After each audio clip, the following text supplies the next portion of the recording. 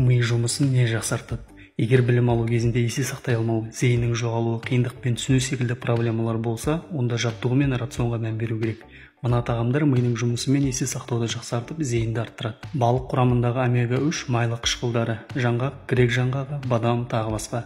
Жидектер: қара жидек, көк жидек, таңқурай, жемістер мен көкөністер, жұмыртқа сарыуызы. Сонымен қатар жүгіру, жүзу секілді белсенді физикалық жаттығулар жасау өте маңызды.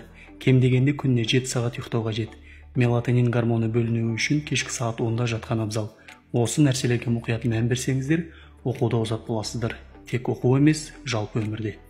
Сарымсақ иммунитетті күшейтеді, тұмауды жазады, жүрек қан тамыр жүйесін қорғайды, бактерияларды өлтіреді. Оның құрамындағы аллицин антибиотик қызметін атқарады және стафилококк саңырауқұлақ бактериялары мен дизентерияны шақыратын шистосом, амеба секілді паразиттерді жояды. Сарымсақ қауіпті холестеринді азайтады және атеросклероз және гипертония ауруларының алдын алады. Майлы тамақ көп жейтін адамдар сарымсақты көп жегені дұрыс. Аллицин тыныс жолдарының ауруын тоқтатады. Сол себепті салқын тигенде, ауратқанда сарымсақ жеуді әдетке айналдырған абзал. Өт тас ауруына да ем болады. Себебі оның құрамындағы заттар өтті сұйылтады да, өт қабында тастың жиналуына жол бермейді. Әсіресе майлы тамақ көп жейтіндердің өтінде тас жиналады.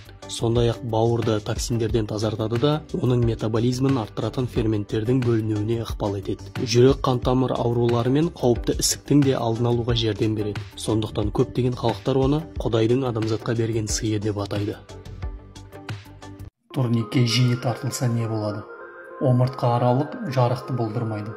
Омыртқаға түсетін жүкті үлестіреді және оны қатайтады. Жүрек және қан тамырларды, қан айналымын жақсартады. Арқа бұлшықеттерін күшейтеді. Иықтағы ауырсынуды кетіреді, күйзелісті жояды. Бас ауруын болдырмайды. Дистрофиялық ауытқушылықтарға ем болады. Иммунитетті көтереді. Білекті қатайтып, иықты жалпақ етеді.